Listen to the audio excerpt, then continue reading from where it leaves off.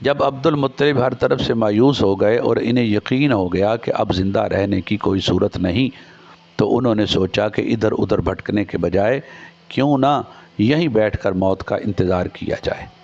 آپ نے ساتھیوں سے پوچھا تمہاری کیا رائے ہے؟ ہم تو آپ کے تابع ہیں، انہوں نے جواب دیا، جو رائے آپ کی ہے وہی ہماری ہے۔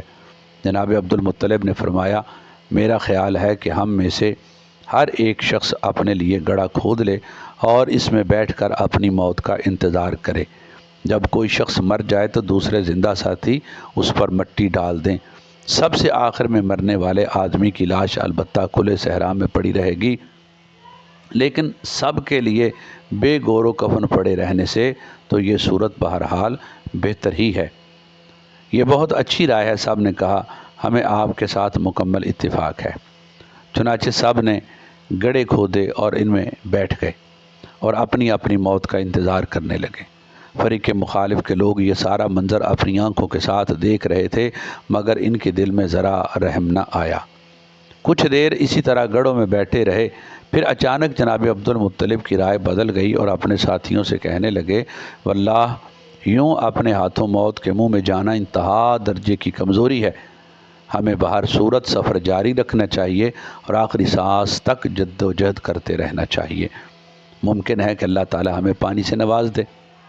ساتھیوں نے اس رائے کے ساتھ بھی اتفاق کیا اور اٹھ کر اپنی اپنی سواریوں کی طرف چل دیے۔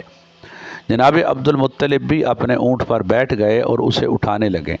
جب اونٹ اٹھا تو اللہ کی قدرت، اس لک و دک صحرا میں اونٹ کے پاؤں کے نیچے سے ٹھنڈے اور میٹھے پانی کا چشمہ ابل پڑا۔ سبحان اللہ!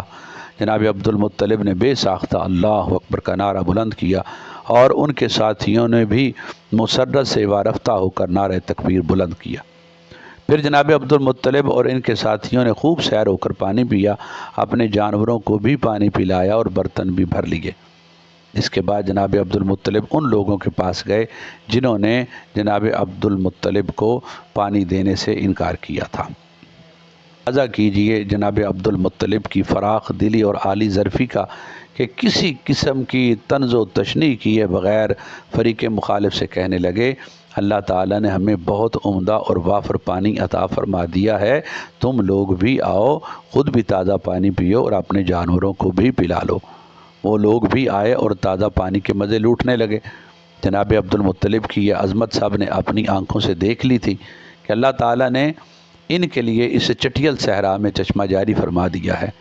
پھر دل ہی دل میں جب اپنی تنگ ظرفی اور جناب عبد المطلب کی فراخ دلی کا موازنہ کیا تو انتہائی ندامت محسوس ہوئی۔ اس قدر نادم ہوا ہوں میں، برا کہہ کر اسے کیا خبر تھی جاتے جاتے وہ دعا دے جائے گا۔ لا شبہ جس ذات نے آپ کو اس خشک صحرا میں پانی سے نوازا ہے، اسی نے آپ کو وہاں بھی زمزم سے سرفراز فرمایا ہے۔ جس جھگڑے کو نمٹانے کے لیے شام کا سفر اختیار کیا تھا، اس کا یہیں پر فیصلہ ہو گیا۔ اب کسی کاہنہ کے پاس جانے کی ضرورت ہی نہ تھی، اس لیے